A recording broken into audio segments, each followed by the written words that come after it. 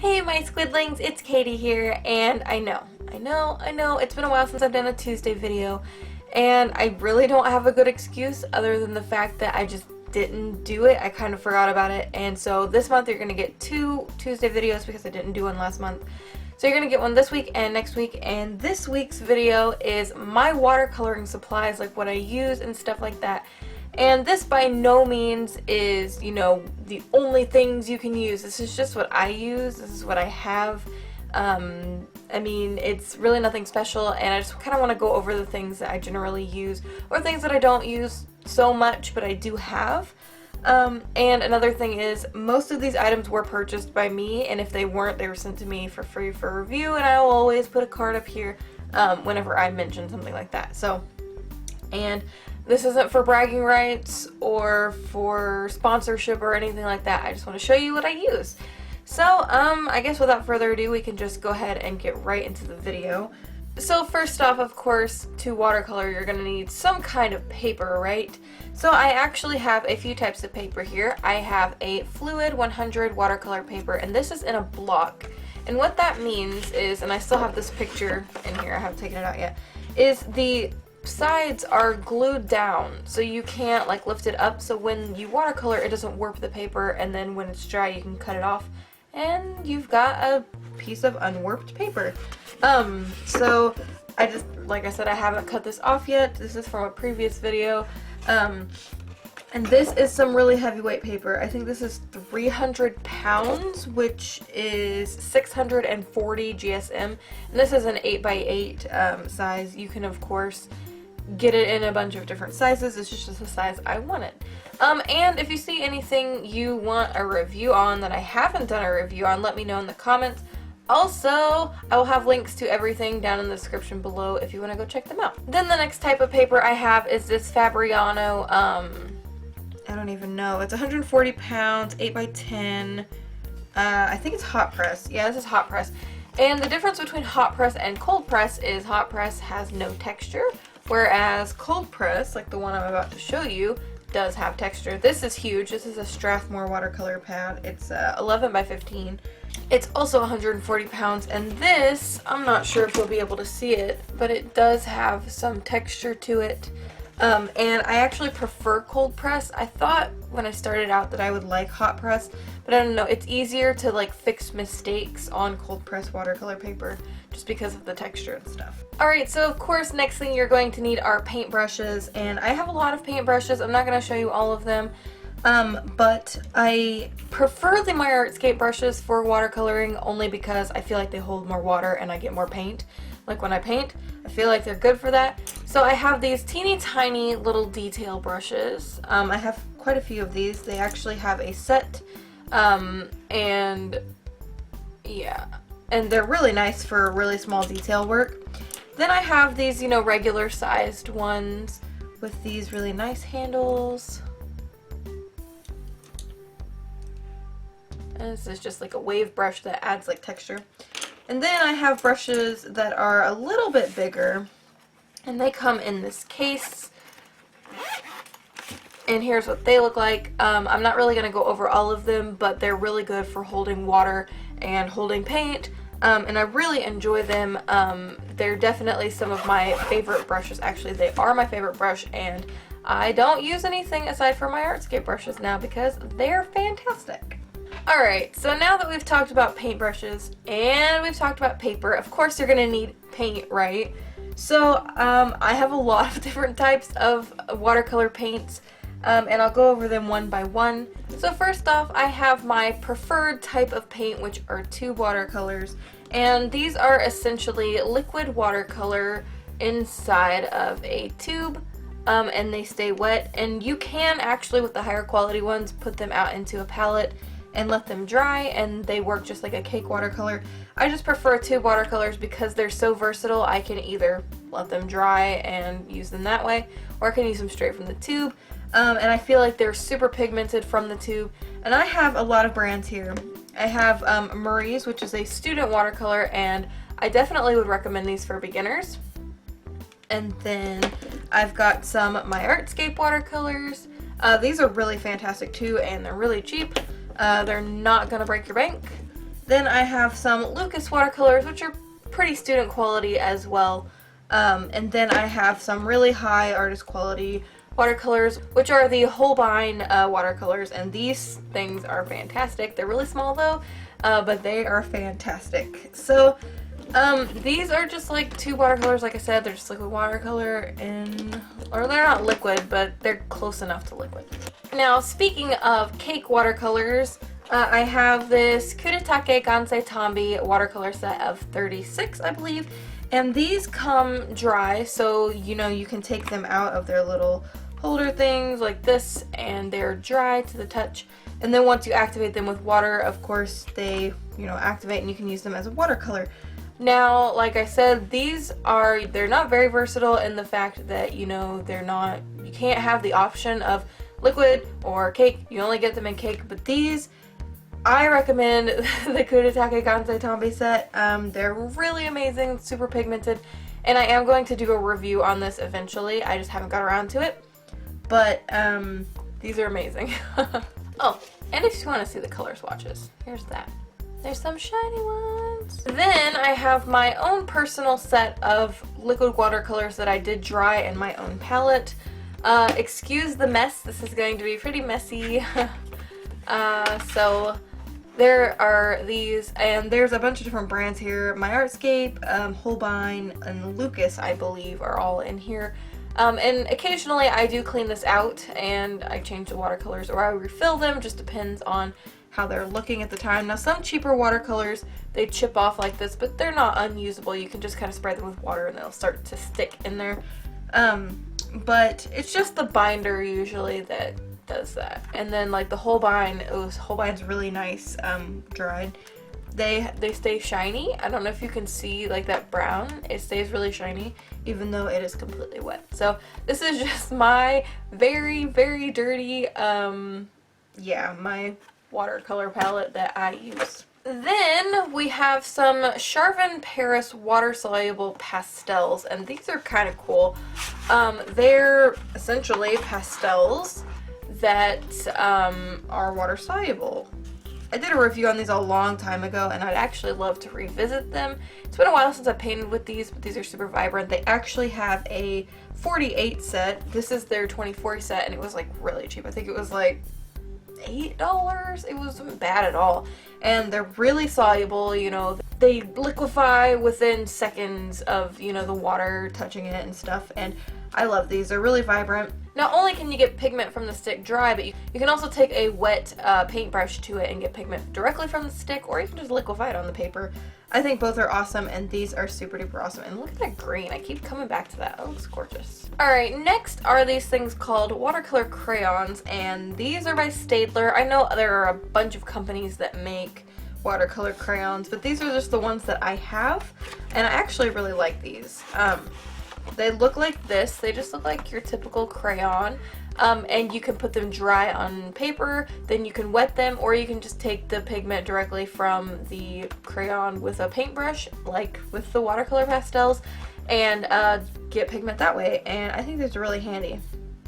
I like them. They're definitely fun for trying out new techniques, like, you know, like a crayon look or whatever, but I quite enjoy using these. They make watercoloring simple, especially when I don't really want to think about it. And then last, as far as paints go, there are watercolor pencils, and I actually own two brands. I owned the Pentalic.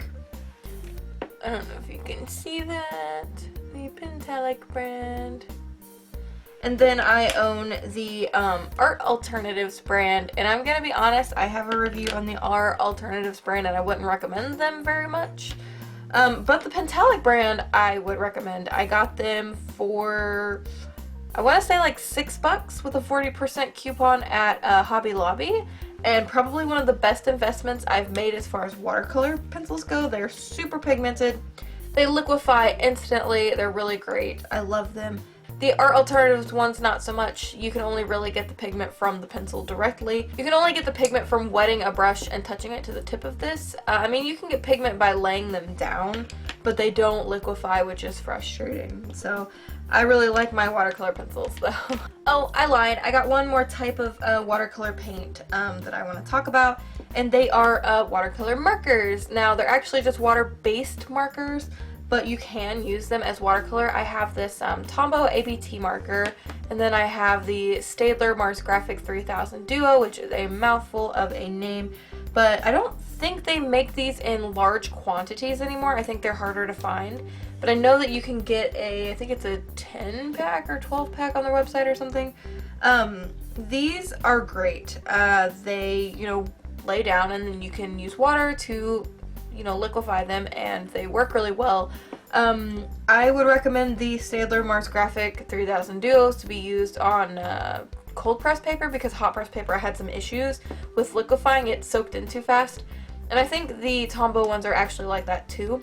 But with cold press paper, they definitely work really well, and I really enjoy these. The Tombow ones come in, I think, 96, 92 colors, and then the Staedtler ones, I know they used to come in more colors, but right now I think you can only buy them in sets of 10.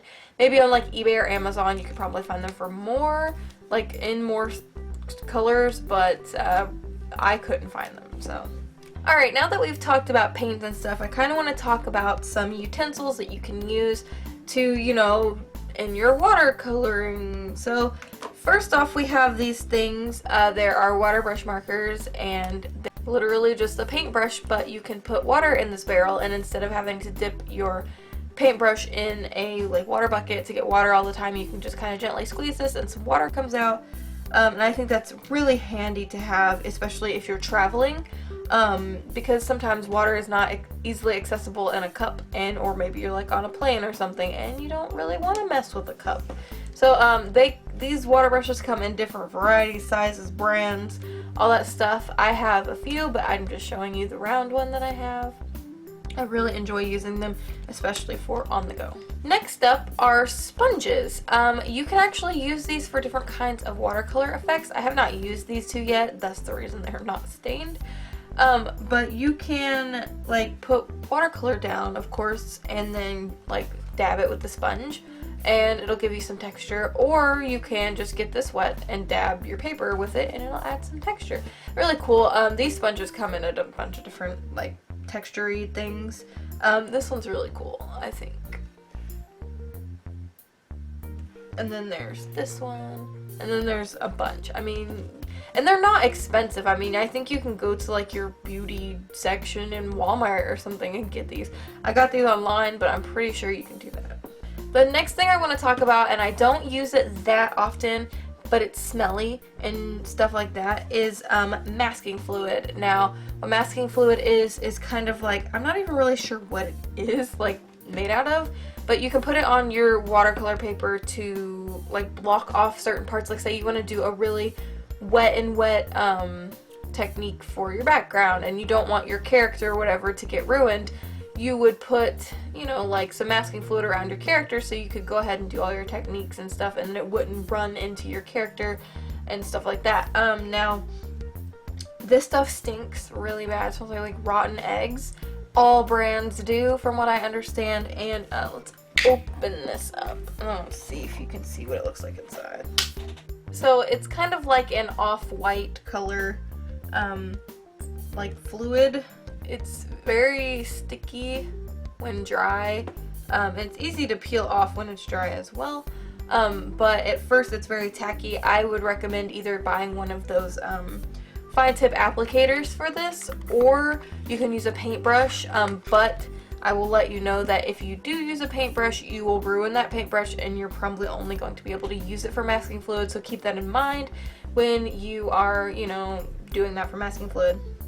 Now, this stuff works, but you want to be careful. You want to test it on the paper first, because if you don't, and you don't think about it, and you rip it off real fast and you ruin your painting like I have so many times, you will be very sad, or at least I was.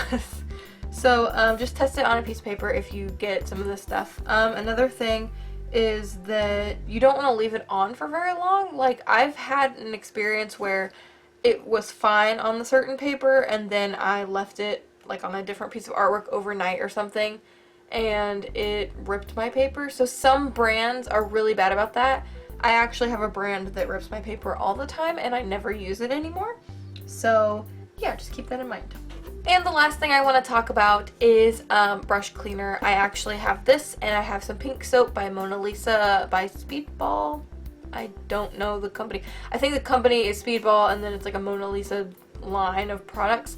Anyway, but I have this that I want to show you, the Masters brush cleaner. I use this stuff for everything, and this stuff lasts a long time. Like, I didn't think it would last as long as it has, and I've barely made a dent in it.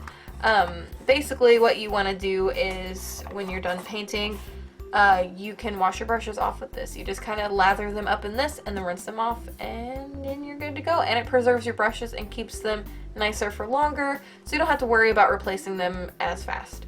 And this is good for oil, watercolor, and acrylic, and it says stains. I don't really know what that means, but this stuff is amazing. It's a brush saver, that's for sure. One more thing I want to talk about is like brush containers, like, you know, like water buckets.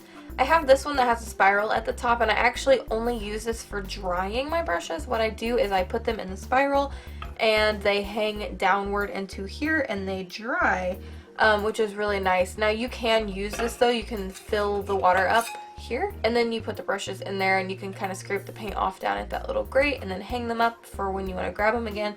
I actually have another water bucket, but it's not in the room with me right now. It has a couple of sections. You may see it in some videos. It's like the greenish one. Actually, hold on, let me go grab it. Alright, so here it is. As you can tell, it's very well loved, at least these first two parts. I usually put water in these two sections, and I leave this one empty. I used to store my brushes here, but I don't anymore. And I really don't have a reason for not using this back part for water. Not a good reason anyway. And you can store paper towel here if you want to just dab it off. And then this will hold your brushes horizontally, so you don't have to leave them in the water once you've, you know, rinsed them off or whatever. And it's very good for like keeping your brushes horizontal while not like leaving them on their heads, but you can still grab them as you work. And I really like this. It's I bought this on eBay, I think. It's a Weber water bucket. I really like it. It's really handy to have. And this is what I normally use for my water. It holds a lot too. Not sure how many like liters and ounces and oh, okay, it's 2 liter. So I guess this is a 2 liter container. So as far as I can tell, that is really it that I have to talk about as far as watercoloring supplies go. I really hope you enjoyed this video, and I hope you found it informational. If you did, don't forget to thumbs up the video. Also, leave a comment down below. Let me know, do you guys watercolor? I want to know. And if you do, what are your watercolor like favorite brands and stuff like that? Like, what do you go to for watercoloring? Don't forget to subscribe if you haven't already to join our cute little squid army to get updated on when I upload a new video. And until next time, guys, toodaloo!